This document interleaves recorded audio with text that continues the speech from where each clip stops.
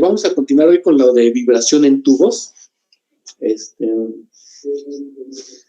Habíamos visto que vamos a ver los tubos abiertos y cerrados por un lado. Aquí de este lado les voy a colocar los tubos cerrados, ¿sí?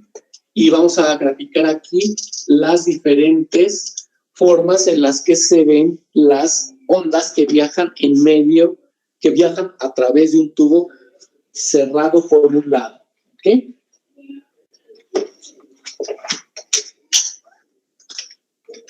¿Sí? Para n igual a 1, la forma del tubo se ve así, ¿sí? Un cuarto de onda de ida, un cuarto de regreso. Para n igual a 2 se ve de esta forma, ¿sí? Media lambda de ida, media lambda de regreso. Y conforme va progresando la armónica, se va incrementando un cuarto de lambda, ¿sí? De tal forma que tenemos esto. ¿Sí?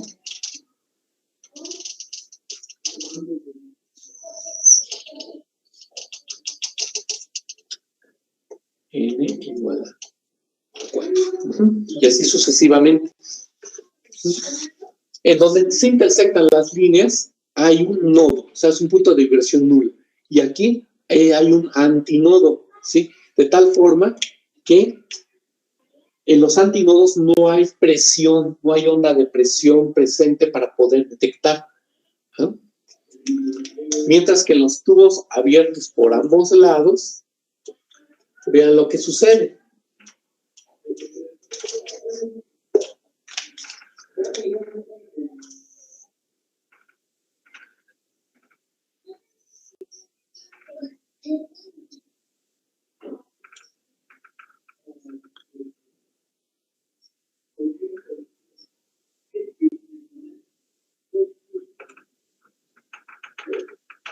¿Sí?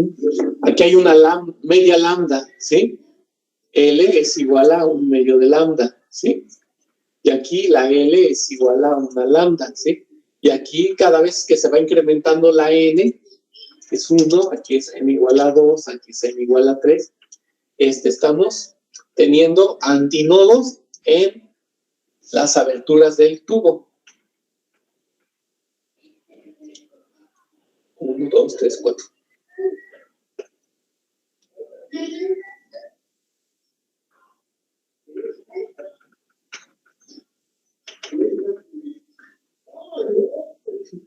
Aquí N igual a 4.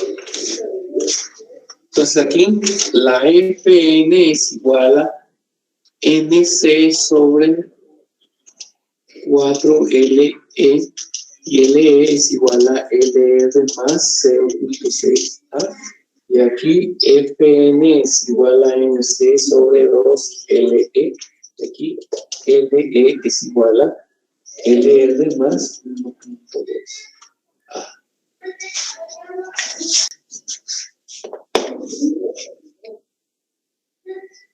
Profe, en la de hasta arriba, con el tubo abierto por ambos lados, L igual a un medio de lambda, ¿verdad? Sí.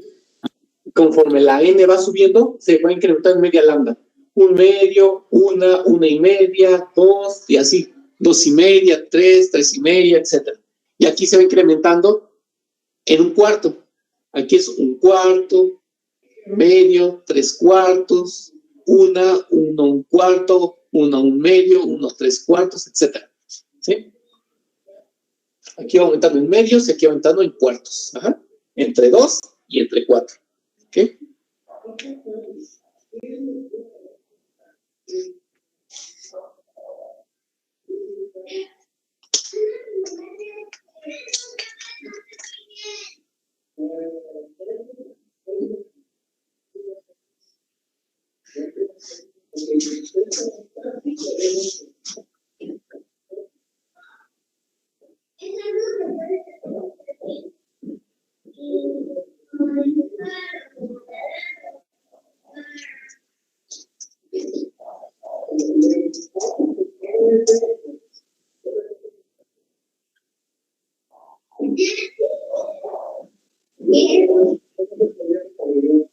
Me vayan tomando nota, por favor.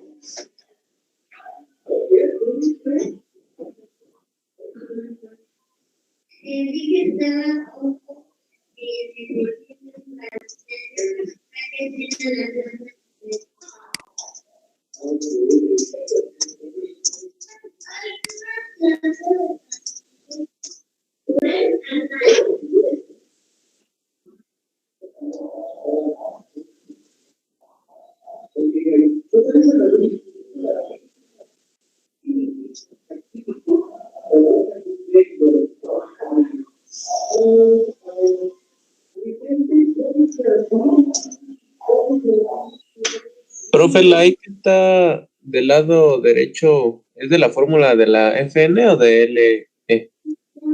Es 4LE. No, pero de la otra, del lado derecho. Ajá. S sobre 2L. LE es igual a LR más 1.2A. Ok.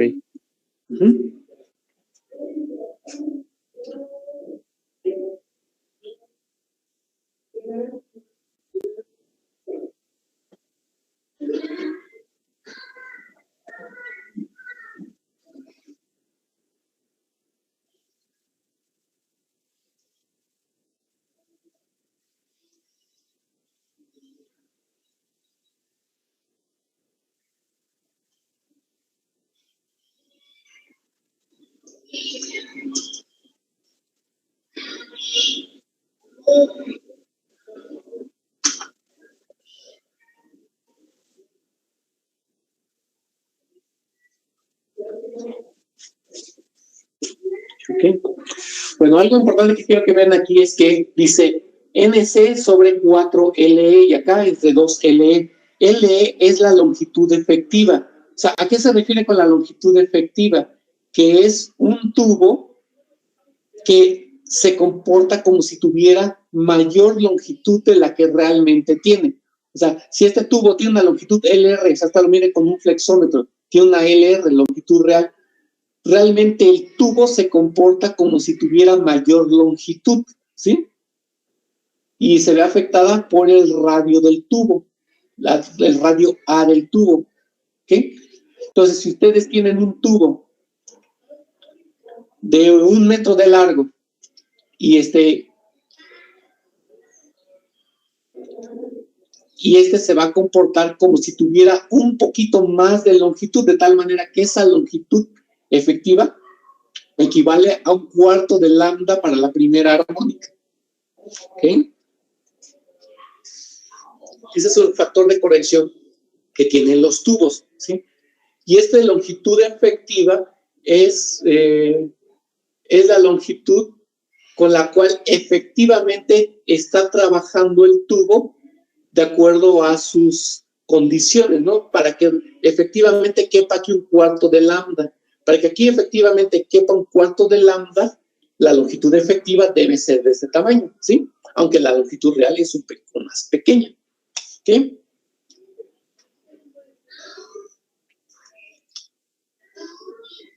Entonces, aquí podemos observar que en los nodos no hay vibración, por lo tanto, para la situación de los sobretonos hay que empezar a considerar que los múltiplos de 2 no participan. Por lo tanto, aquí para tubos cerrados por un lado, tenemos que las armónicas que participan son la 1, la 3, la 5, la 7, la 9, etcétera, ¿sí? Los impares.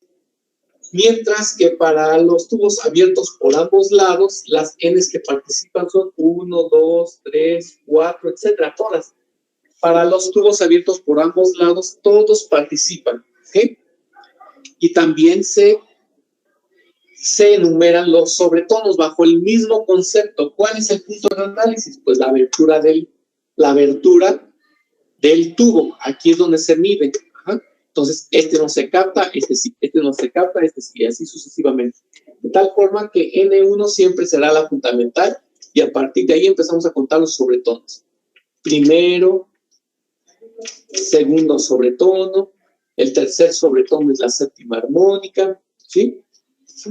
Primer sobretono, la tercera. Segundo sobretono, la quinta armónica. Tercer sobretono, la séptima. ¿Ah?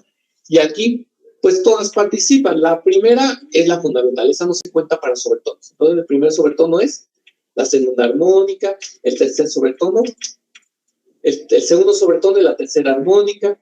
Después el tercer sobretono es la tercera armónica. ¿Ok? ¿De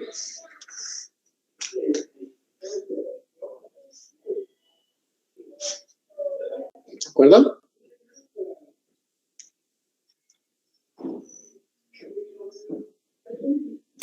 Sí, profe. Él va a ser la misma definición que lo que vimos en cuerdas. ¿Ok? Entonces, para los tubos, así tenemos diferentes longitudes de tubo, pero las armónicas van en los tubos abiertos por ambos lados.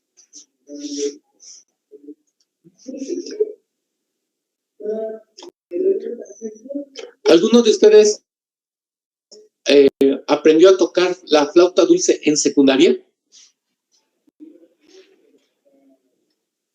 Sí, yo. Sí, profe, igual. Sí, profe. Entonces, y cambiaba de tonos, ¿verdad? Cuando ustedes pulsaban los agujeritos, ¿verdad? Sí. Ahorita con lo que estamos viendo, ¿qué es lo que estaban modificando entonces? ¿Los armónicos? No, los armónicos no. Y todos los... La longitud efectiva es lo que estaban modificando, ¿no? Eso es lo que estaban modificando a medida que iban destapando los agujeritos. ¿La nota más grave cuál era? La nota do, ¿no? Todos los agujeritos tapados, ¿no? Todos así, ¿sí? Y después iban liberando uno por uno, ¿no? Y así en diferentes combinaciones, ¿no? De tal forma que el sonido se iba incrementando en frecuencia.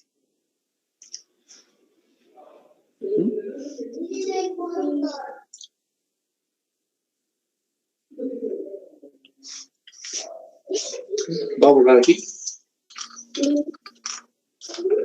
A ver, ¿cómo es ese cambio de longitud efectiva? Que finalmente es así, ¿no? O sea, tienen un tubo aquí, tienen aberturitas aquí, ¿ok? O sea, si está tapado todo, la longitud efectiva viene desde aquí hasta acá, ¿sí? Longitud efectiva. Bueno, la longitud real viene hasta acá, ¿no? La longitud efectiva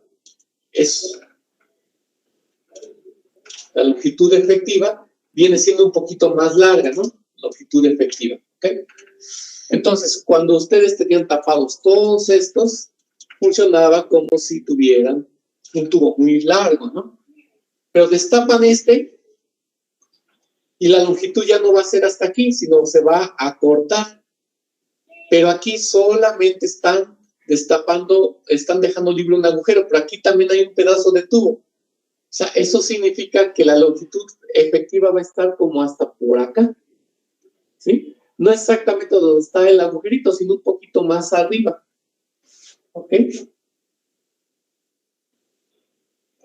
Y después había una pisada muy especial, creo que era la de Fa, donde le hacían así. Dejaban abierto y pulsaban estos dos, creo. Algo así, ¿sí? Dejaban todos estos apulsados, pero dejaban abierto y estos cerrados, ¿no? Entonces da un efecto como si estuviera el largo del tubo más largo que esta posición de agujerito, porque estos hacen una contribución a que el tubo se haga más largo, mucho más pequeña que si pulsaran ¿no? O sea, tiene más efecto en aumentar la longitud del tubo pulsar que pulsar o ¿no? Entonces, si ustedes pulsan estos dos, como que se baja un poquito la frecuencia, pero un poquito, como el equivalente a si dejaran estos abiertos y medio lo taparan, ¿no? Medio lo tapan. Si medio lo tapan y estos los dejan abiertos, da el mismo efecto que si ustedes ponen estos dos tapados. Pero para fines prácticos, ¿qué es más fácil? Pues tapar estos dos, ¿no? Que medio tapar ¿no? Entonces, por eso es que ahí les ponen las diferentes combinaciones, que les dan las diferentes notas musicales para que les den los tonos correspondientes, ¿no? Entonces lo que están haciendo es variar la longitud efectiva. O sea, ustedes dirán, pues, ¿hasta dónde la longitud real?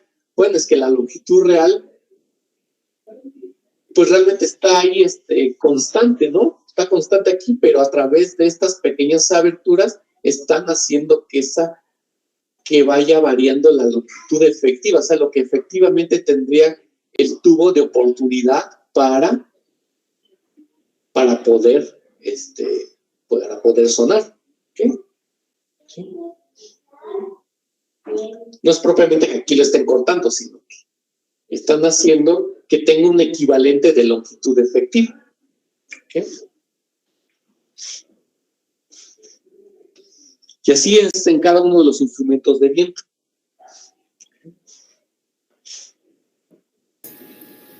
Disculpe, profe. Sí. ¿Por qué en los tubos donde está cerrado por un lado no toma en cuenta los números pares y en donde está abierto por los dos lados los impares? Lo que pasa es que de manera experimental se ha observado que a la salida del tubo, o sea, en el punto de análisis, aquí hay un nodo, aquí hay una cancelación de señales. Ajá.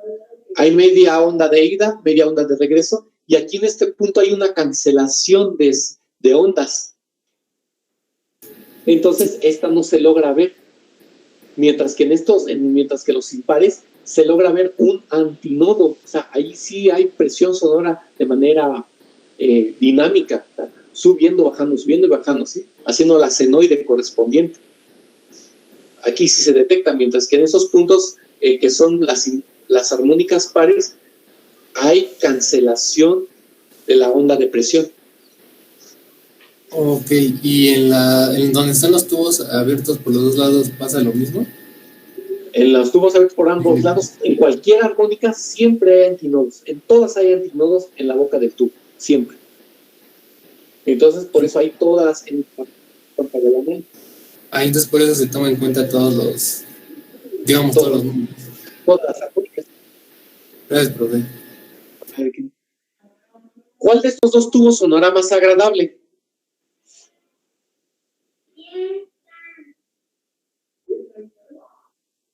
El segundo, el tubo abierto. Segundo. Claro que sí, porque tiene un sonido armónico. ¿Sí?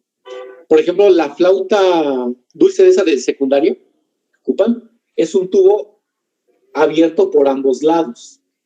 Parece que está cerrado por un lado, pero no. Está abierto por ambos lados. Uh-huh. Okay.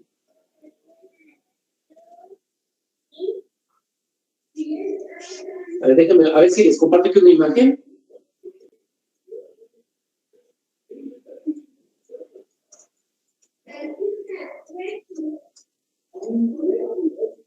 Estos videos estas imágenes las había descargado, pero...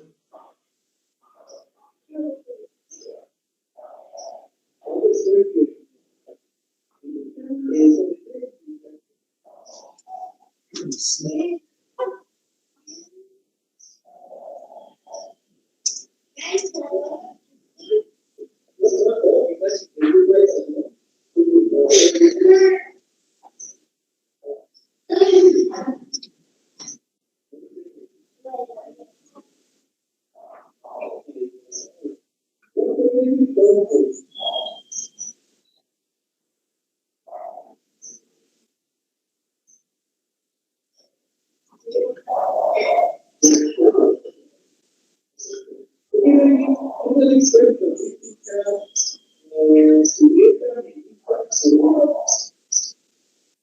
A ver, les hago el dibujo aquí rápido. Vamos aquí. Aquí está el tubo. Y aquí hay una lengüeta. Aquí viene el aire, ¿sí? Aquí está el tubo, ¿sí? Entonces, lo que pasa cuando viene aquí el flujo de aire es que se forma una serie de vórtices, ¿sí? ¿Ok? ¿sí? Debe estar en un ángulo específico. ¿Todos han tomado alguna vez alguna botella? Bueno, si alguien trajo algún instrumento musical, si trajen algún tubito, ustedes hasta el mismo tapón de eso, ¿no? Lo soplan un determinado ángulo. Tiene que ser un ángulo específico para que se genere aquí una especie de vórtice. A ver, recordando, ¿qué señal de prueba es este vórtice? ¿Se acuerdan?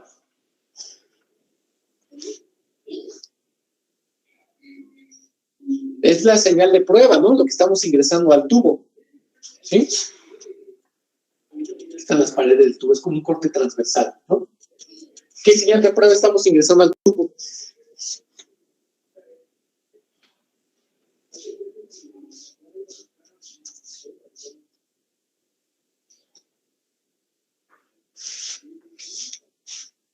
Ruido aleatorio. ¿Sí? Soplamos así. ¿Sí? Ruido aleatorio. Entonces, ingresan todas las frecuencias y ya el tubo tomará la que le corresponde. Entonces, el tubo suena como si fuera una corriente de aire, pero como si fueran tonos puros contaminados con corriente de aire. Por eso es que el espectro sale así. ¿Sí? Agarren su espectro y van a ver. No sale así, deltas así bien definidas, no, como que están un poquito contaminadas, como lo que vimos la otra canción, ¿no? Con las cuerdas, ¿sí? Entonces da esa sensación, ¿sí?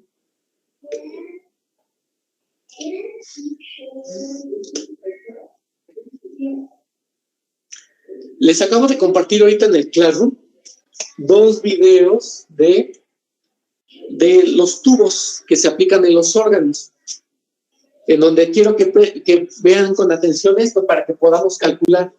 Los órganos, por ejemplo, tienen tubos abiertos por ambos lados, ¿sí? Y generan tonos, y el órgano es el que tiene el mayor ancho de banda en cuanto a instrumentos musicales se refiere. Vamos a calcular, ¿sí? A ver. El tubo más largo que puede tener un órgano es alrededor de 10 metros, ¿sí? Bien. Si la L, dejémoslo ahorita vamos a dejarlo sin L, ¿sí? Si la longitud es igual a 10 metros y la C es igual a 340 metros por segundo, ¿cuál es esa frecuencia de un tubo abierto por ambos lados? Es C sobre 2L. ¿Cuánto les da esto? Calcúlelo.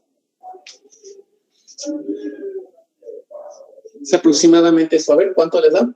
340 entre 2, entre 340, entre 10 metros. ¿Cuánto les da?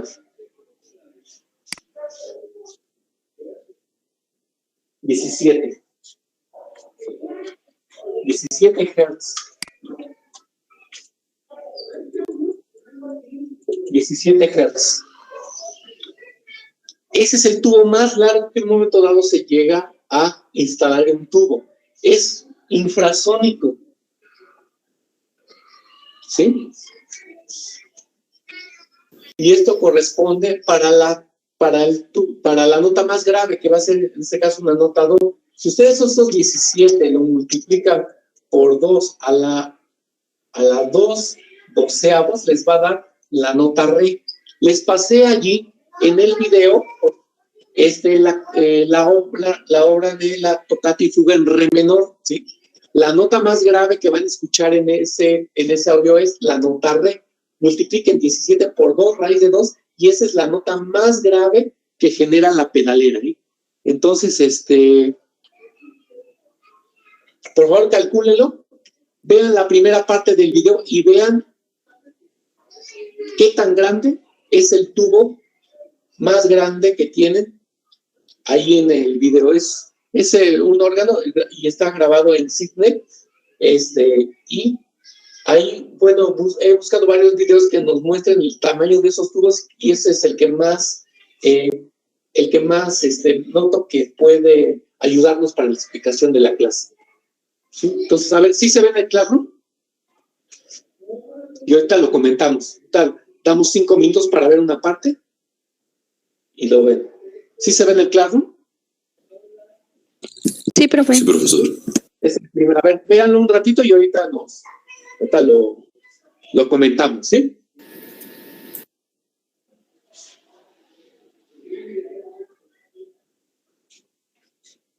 Hasta esto se vuelve cultura, ¿no? O sea, es parte de las grandes obras de la humanidad.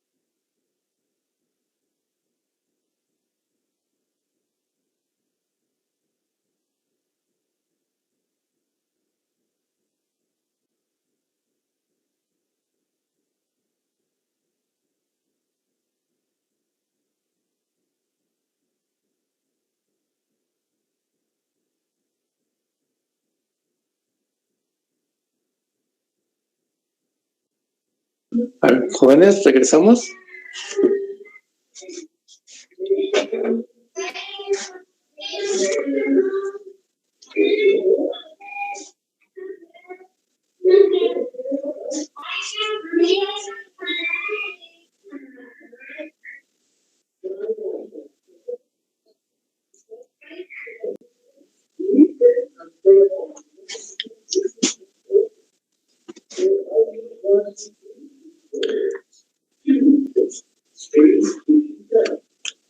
Jóvenes, regresamos. A ver.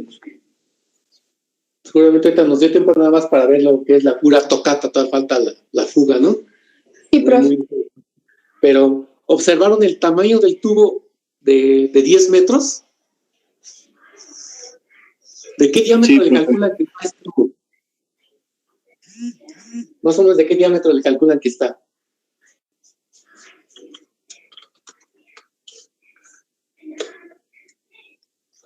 Ven la comparación de la persona, vean el tamaño de su cabeza y el diámetro del tubo.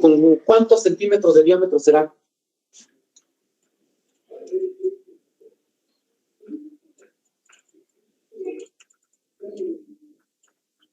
Más o menos, ¿de cuánto será?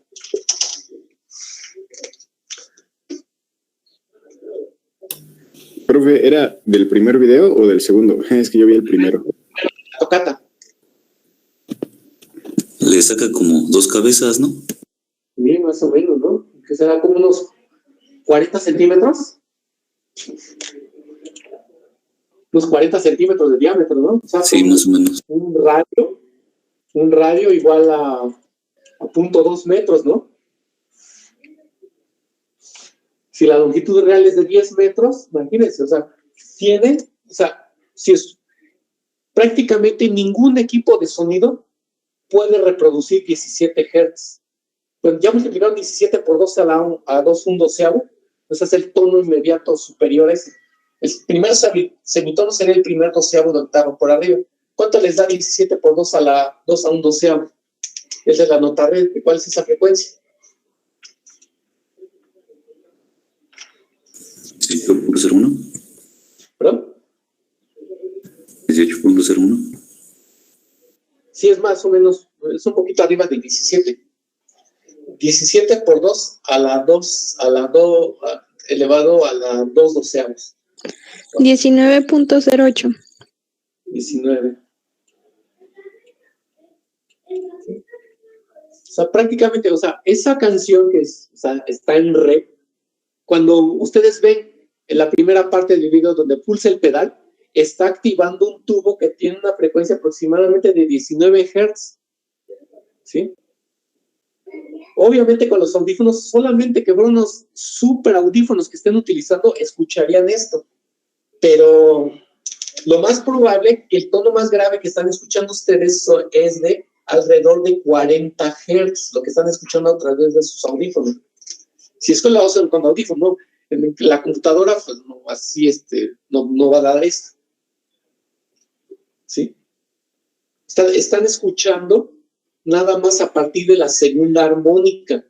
Para que ustedes pudieran captar este sonido de 19 Hz, tendrían que escucharlo en vivo o escucharlo a través de un home theater de esos que, con un subwoofer del más avanzado que hay en estos momentos, que cuesta alrededor como de 80,000 pesos. Solamente ahí se alcanzarían ustedes alcanzar más o menos a percibir el tono de 19 Hz. De lo contrario, hay que escucharlo en vivo.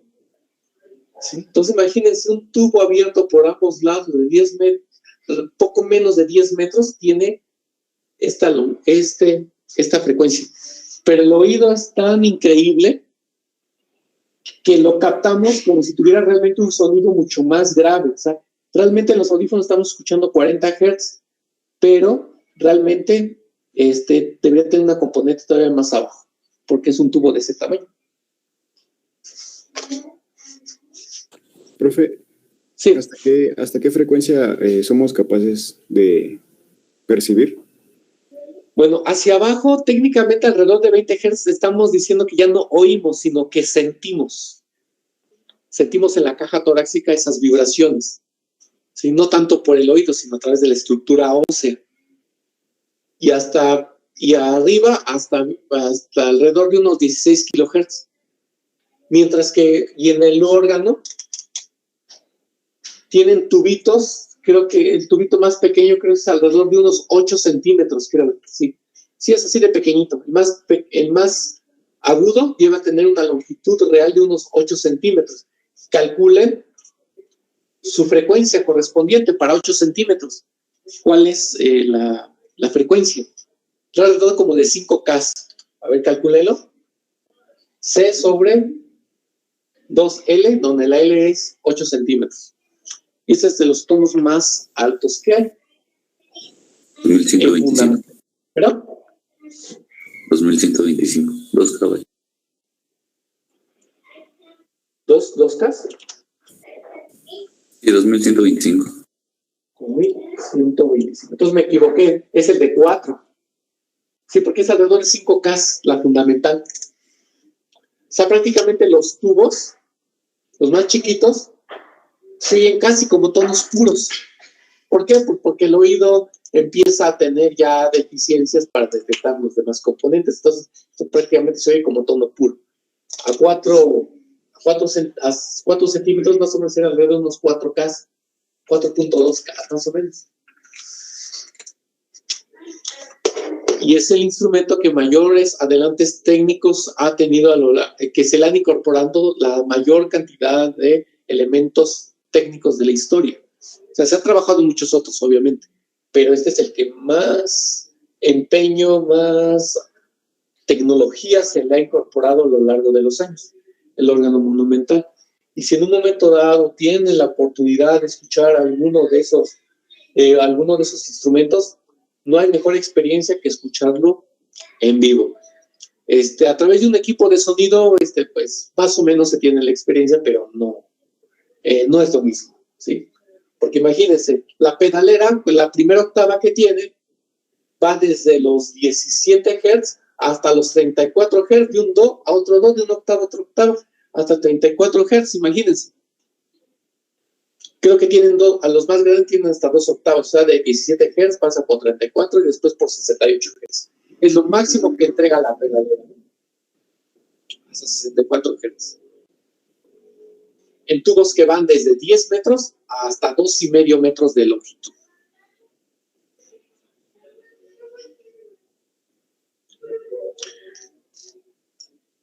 En el otro video está muestra ahí las imágenes de cómo se construyen artesanalmente esos tubos y cómo están jugando con lo que es la longitud efectiva. O sea, le hacen unos pequeños ajustes allí, ponerle una muesquita, tallándole poco a poco hasta que dé el tono adecuado. ¿Cómo lo hacen? Modificando la longitud real, que al final de cuentas es modificar la longitud efectiva. Y dependiendo del material, dependiendo de la sección transversal del tubo, de que si es cónico, de que si es recto, pues se va teniendo una longitud efectiva correspondiente y su correspondiente timbre.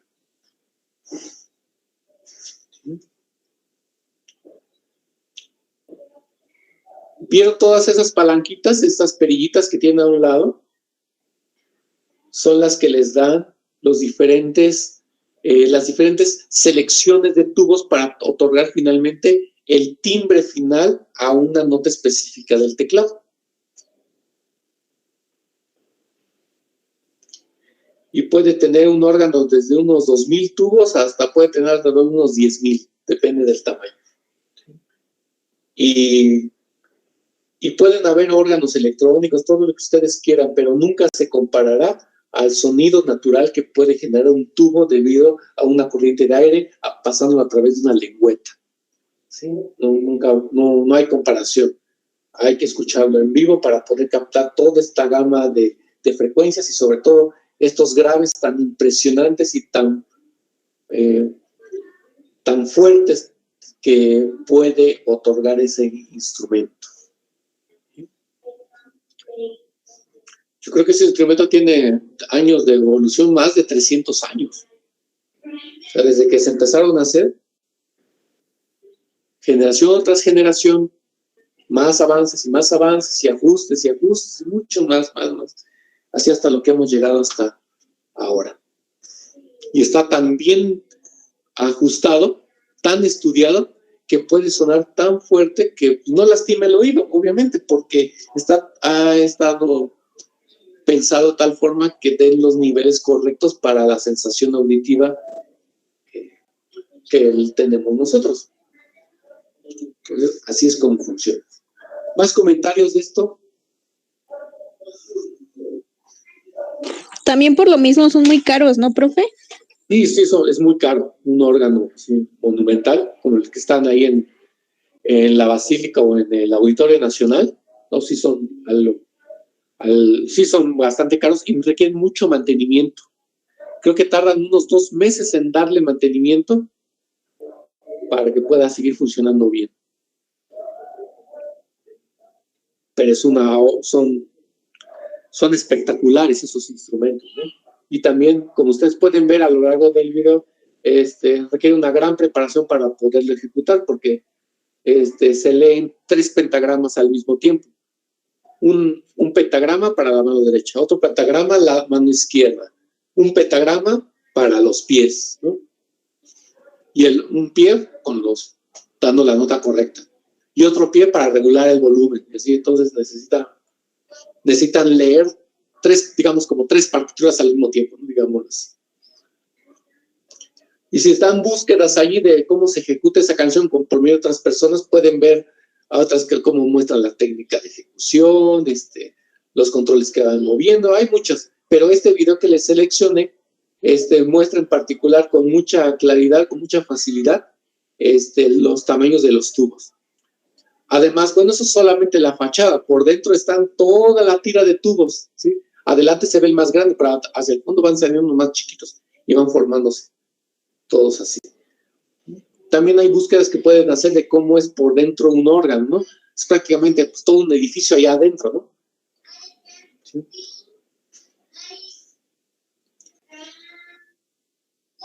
Entonces, parte de lo que involucra el funcionamiento de tubos.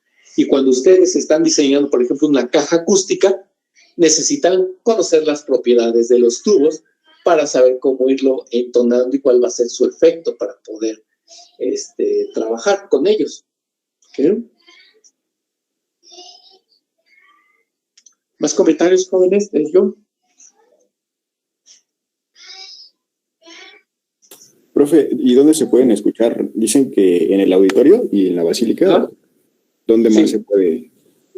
Hay varias, bueno, es que Puebla está llena de todo eso, inclusive, ¿cuál fue?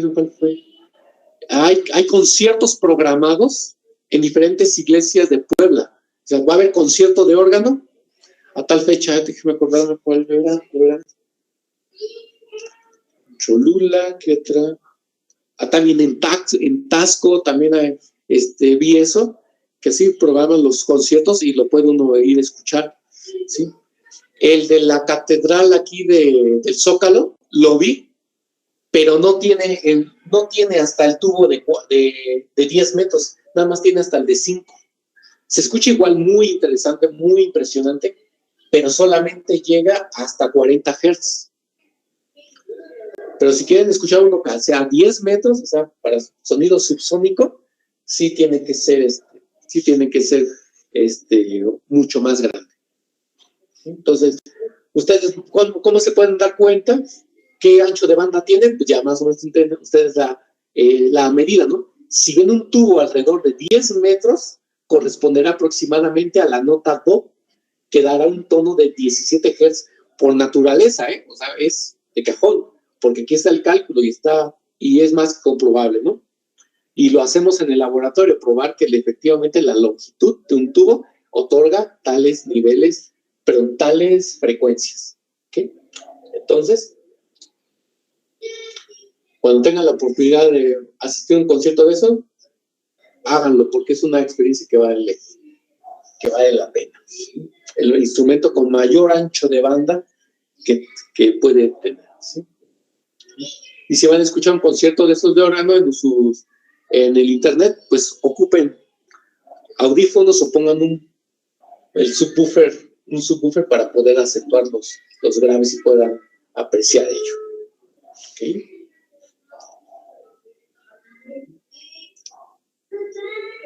A veces los subwoofers no alcanzan a dar estos tonos, sí reciben el voltaje correspondiente con la frecuencia, pero empieza como a cartonear, bueno, le dicen así, ¿no? Como que empieza a moverse, pero no radia sonido, simplemente se mueve, ni siquiera se siente, simplemente se está moviendo mucho el cono del altavoz y pues no lo podemos distinguir. Entonces, hay ciertos subwoofers que sí alcanzan a dar frecuencias muy cercanas a 20 Hz. Entonces, es esa la situación. ¿Ok? ¿Preguntas, comentarios de esto? Profe, ¿y qué pasa si los tubos no se hacen de estaño y de plomo? Bueno, dependiendo del material son los timbres que estos generan.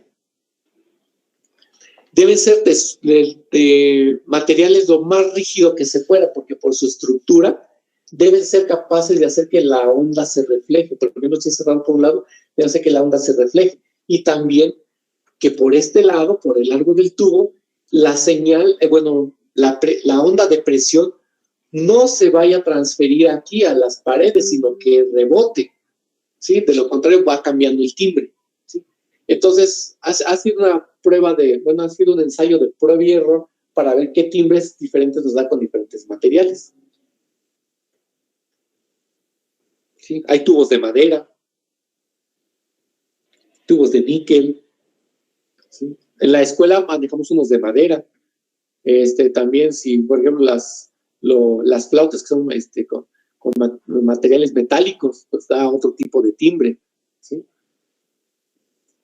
Simplemente es el cambio del timbre, ¿sí? Y mientras más rígido, más reflejante sea el material que sea utilizado, mayor acentuación en armónicos va a tener. O sea, van a tener más armónicas. ¿Por qué? Porque el sonido se va a poder mantener en la columna de aire con mayor facilidad. Que si es mucho más absorbente el material, pues esos agudos van a tender a absorberse y por lo tanto va a hacer que el timbre del instrumento suene como menos brillante, ¿sí? Como más opaco el sonido de lo que va a ser.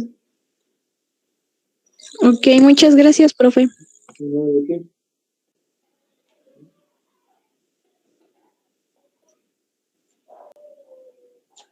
Y también no sé si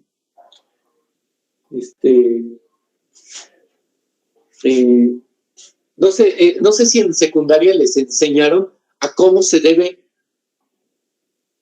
soplar a través de esos instrumentos.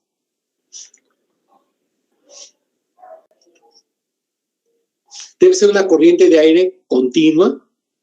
¿Y qué creen? Debe ser aire frío con baja humedad. Aire frío con baja humedad. O sea, una de las pruebas que yo nada más llevé 2 clases de música, de flauta en la secundaria, pero el maestro nos dieron otras cosas. Nos decía así, dice, no queremos que ustedes a la hora de que estén tocando, estén agarrando la flauta y sacándole la saliva ahí, ¿no? No. ¿Ustedes han visto algún concierto de vientos en donde el ejecutante esté sacándole la saliva a la mitad de la sesión? Pues no, ¿verdad? Es porque está soplando correctamente. Nos decía esto, pongan su mano aquí, soplen y tienen que mover su boca internamente de tal manera que el aire salga frío. Es un indicador de que está disminuyéndose al mínimo la humedad. Entonces deben soplar frío. Y hagan la prueba. Si lo sienten calientito el aire, está húmedo. No, tiene que ser frío. A ver, soplen. Y ahí está. Suavecito y que salga frío. De lo contrario, van a estar ahí sacudiendo el instrumento para eliminar la humedad. Entonces también es la técnica de poderlo hacer correctamente, ¿no? Y de evitar situaciones incómodas a la mitad de una ejecución, ¿no? Entonces, y si inyectan aire frío, o sea, una señal de prueba que no altera el instrumento, pues es mucho mejor, ¿no? Ok. Entonces hagan esa prueba. Hasta parece algo curioso, ¿no? Y dicen, característico, ¿no? Que ya llenó de saliva. Bueno, es de humedad más bien. No es de saliva, es de humedad, agua. Pero realmente no debería ser así. Si soplan correctamente y salga frío, así sobre su palo. ¿Okay?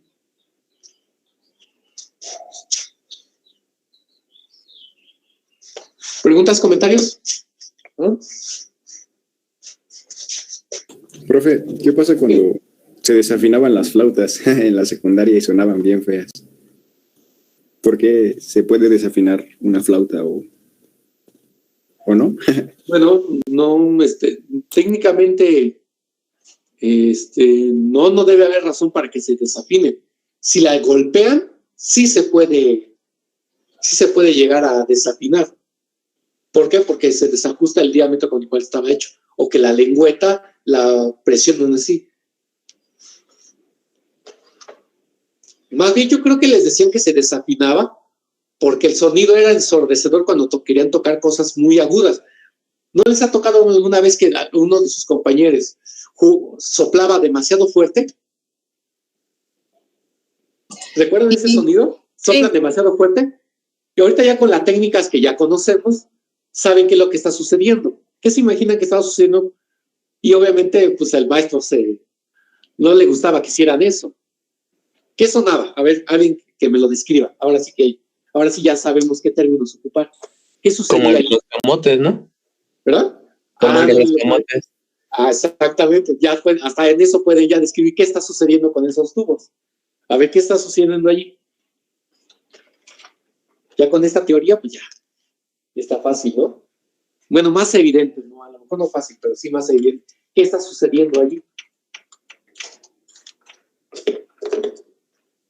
Ese sonido que decían, sí, porque efectivamente decían, yo he escuchado muchas veces que decían los maestros, es que no les soplen así que la van a desafinar. Entonces, si les dicen que se va a desafinar, significa que pues ya no va a dar los tonos correctos, pero no pasa eso. Realmente lo que estaba pasando es que le aturdían los oídos. O sea, pues, ¿cómo se va a desafinar? Pues, a lo mejor un instrumento de madera que lo lleguen a golpear y que sufra abolladuras, a lo mejor dice sí, pero no, desafinarse no. Pero sí una gran molestia en el maestro, obviamente, porque de por sí estaban todos inquietos, entonces va a estar difícil, ¿no? A ver, tiene una frecuencia aquí, tiene una longitud, una frecuencia, por ejemplo, hagan de cuenta 400 Hz, ¿no? ¿Sí? ¿Qué pasa cuando le soplan más fuerte? La corriente de aire hace que los vórtices sean diferentes, ¿no? La señal de prueba, ¿cómo es originalmente? Tiene un ancho de banda específico, pero si ustedes soplan más fuerte, el ancho de banda que ustedes están suministrando cambia de frecuencias, ahora es más agudo. Por lo tanto, si originalmente la longitud efectiva de este tubo era así, vean, la longitud era así, 400, después esta era 800, después 1200, después 1600, ¿ok? Yo soplo normal y suena como el maestro de secundaria quería, ¿no? Suena 400, ¿ok? Pero a un compañero travieso se le ocurre, le voy a soplar más fuerte, ¿no? Entonces, ¿qué va a pasar? En vez de aplicarle este ancho de banda, le aplica este. Entonces, ¿qué pasa? La de 400 ya no suena, entonces suena la de 800, o sea, suena una octava más arriba. Y como suena una octava más arriba, el tono que genera está más cerca de las frecuencias en las cuales el oído es más sensible. Por lo tanto, esta frecuencia lastima mucho el oído comparada con esta. Entonces es cuando surge la alarma, ¿no?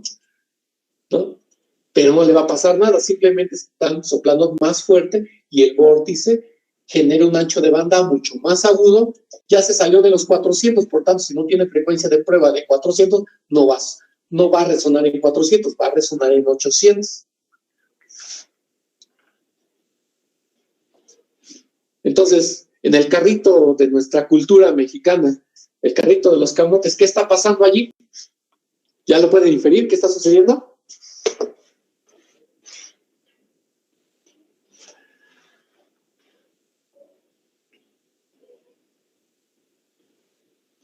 A ver, jóvenes.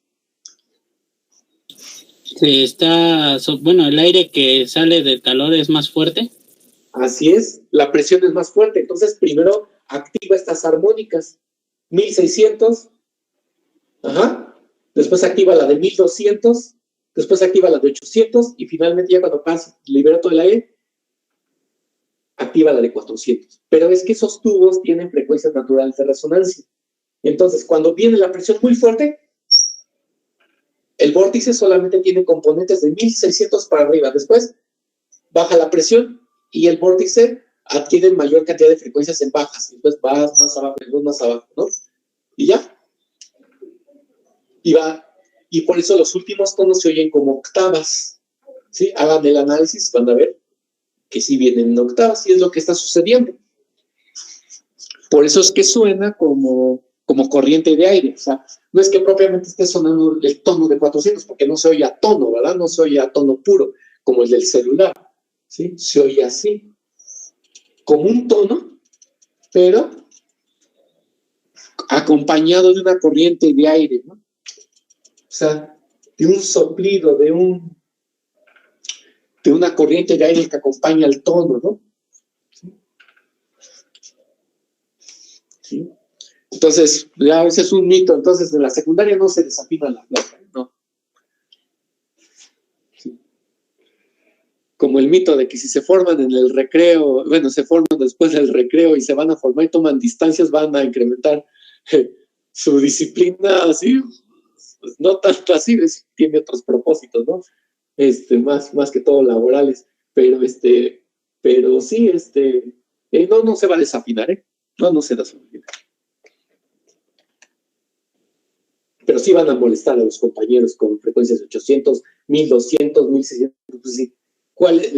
Alrededor de un K empieza la zona más sensible del oído y sí van a molestar a las personas porque suena más fuerte. ¿Recuerdan cómo se hacía la interpretación de la segunda octava para la flauta dulce? ¿Cómo decía el instructivo? Destápele tantito el agujerito de abajo y vuelve a hacer la misma secuencia, ¿no? Casi era la misma. Do, re, mi, fa, sol. Bueno, era re, mi, fa, sol, así. ¿Y qué decía el instructivo? Soplen un poquito más fuerte. Era la misma longitud efectiva, pero tenía que soplar más fuerte. ¿Por qué? Pues por esta misma razón. Para que el tubo suene en la segunda octava, ¿sí? Para que suene a partir de la segunda armónica. Entonces, cuando ustedes tocaban un re más agudo, realmente lo que está sonando es resaltando la segunda armónica, ¿sí? Resalta la segunda armónica y eso significa la octava inmediata superior a la que tenían abajo, y es lo que estaban haciendo.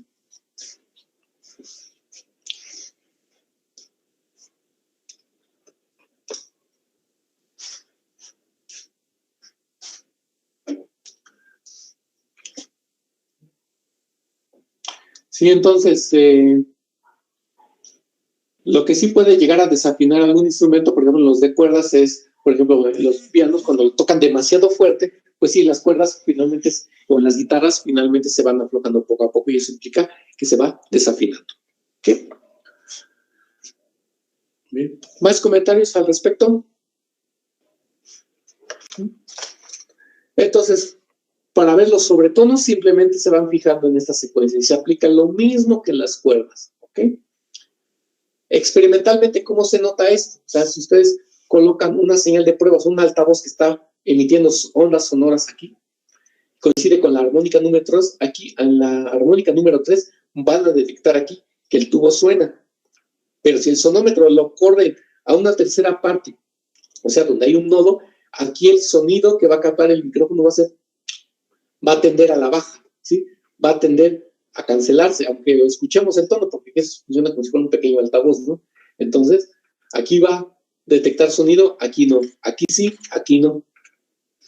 ¿Okay? Porque los antinodos sí hay presión, pero los antinodos no. ¿Okay? ¿Sí? Entonces, en los pares, los tubos cerrados por un lado, no van a detectar las armónicas. ¿Okay? ¿Comentarios de esto, jóvenes?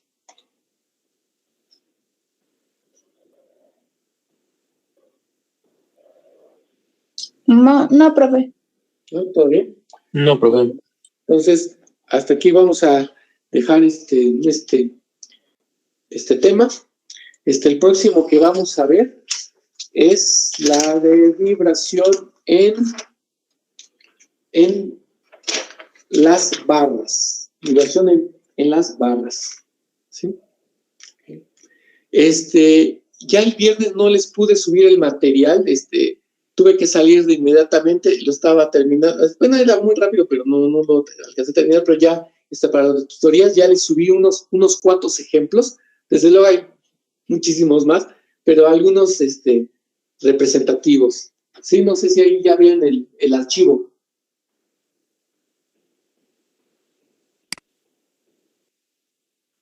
Sí. Sí. Sí. Ajá, sí, pongan un ejemplo y me gustaría que así en una clase, dos o tres de ustedes dijeran, pues voy a subir yo mi archivo. Puse esta canción, sería muy padre tener nuestro acervo cultural, viendo así, es por esto, por lo otro, y sobre todo de este tiempo, ¿no? O sea, que digan, a mí me late que esto es de muy buena calidad, o sea, yo no sabré mucho de música, ¿no? O sea, no estoy, no somos músicos, ¿no? Pero sí, pero siento que sí va a prosperar esto, siento que es algo que mi generación está aportando importante para la cultura, ¿no? Y que marca época, ¿no? Es algo de lo que queremos, pues, todos saber, ¿no? Como les había mencionado, yo oía a mis papás, cuando yo iba en la primaria, y escuchaba a mis papás que decían, a ver, nosotros vivimos nuestra época musical, nuestros hijos, ¿qué les tocará? ¿Qué habrá con ellos? Inclusive, bueno, si pueden verlo, les busco el enlace para que vean cómo ha sido así siempre todas las generaciones. Hay una entrevista que sale de los Pet Shop Boys en los principios de los años 80 en donde el entrevistador le pregunta, ¿y cuál es la banda de ustedes? No, yo canto y nada más nosotros dos. ¿Cómo que ustedes dos? ¿Y dónde está la orquesta y todo eso? No, es que yo canto y yo estoy en la computadora. Y hasta el entrevistador hasta como que se ríe, dice, ay, ¿cómo en la computadora? Y ya como que explica qué es lo que hace. Y, o sea, como diciendo, pues, ¿cómo una computadora cómo en una computadora van a estar creando música? O sea, ¿cómo se van a poner en un escenario con una computadora? O sea, eso. Y hasta como que le hacían mofa y le hacían burla a estos muchachos que decían que podría uno hacer ese tipo de cosas. Imagínense, pero realmente confiaban en lo que ellos pensaban. Y ahí lo pueden ver parte de eso. Pónganle la entrevista de los 80 y van a ver cómo realmente, pues las generaciones adelante como que decían que eso es como una computadora para la música. Si apenas si pueden sumar y restar, ¿no? Y apenas si puedo programar una máquina, ¿cómo voy a estar? Una máquina que cuesta $5,000, o sea, ¿cómo vamos a estar haciendo eso, no? Entonces, ahí pueden ver ustedes que todo eso pasa a todas las generaciones, pero por eso digo que cada generación tiene algo importante que aportar, y sí me gustaría saber a través de ustedes qué es lo que ustedes están visualizando. A lo mejor nosotros no lo vemos muy claro, y nosotros les podemos hablar de hace una década, qué es lo que estaba pasando, qué es lo que había sucedido, cuáles eran las dificultades y todo eso. ¿Ok? Muy bien, jóvenes. ¿Comentarios aquí? Y esa es la idea, conocer las generaciones y valorar lo que cada uno puede aportar y tener la confianza en sí mismos de que están inclusive haciendo cosas heroicas que muchas veces uno no se da cuenta, pero realmente es así. Por eso es importante darse un tiempo y reflexionar. ¿Ok? Muy bien, jóvenes. Entonces, ¿algún comentario? No, profe, todo bien. ¿Todo bien? Okay, entonces, Todo bien, profe. muy bien, jóvenes. Entonces, nos veríamos el día de mañana. ¿Correcto? Sí, profe. Sí, profe. Profe, le iba a decir, creo que perdí el link de la clase de la clase de los miércoles y le estaba buscando en mi correo, pero no sé dónde quedó ya. Entonces no sé si pudiera publicarla en el Google Classroom, porque tengo la de las 11:30, pero no encuentro la de las 8:30 y me pasó eso la semana pasada y se me pasó a decir. Ajá, sí, la de mañana. Ok, ahorita lo vuelvo a colocar, ¿sí? Gracias, profe, qué amable. Igualmente. Gracias. ¿Y Joan cumpleaños? Sí, profe, es que, bueno, apenas me apareció en Facebook que hoy cumpleaños. Ah, muy bien. Estamos felicitando apenas. Muy bien. Muchas gracias. Que la pases muy bien, Joan. Muy bien. Gracias, profe. No hay de qué, pues ahí nos estamos viendo mañana y cuídense mucho. ¿Sí? Hasta luego. Hasta luego, que estén bien. No, profe. Hasta luego, Nos profe. vemos. Hasta luego, profe, gracias. Hasta luego. No hay de qué, que estén muy bien.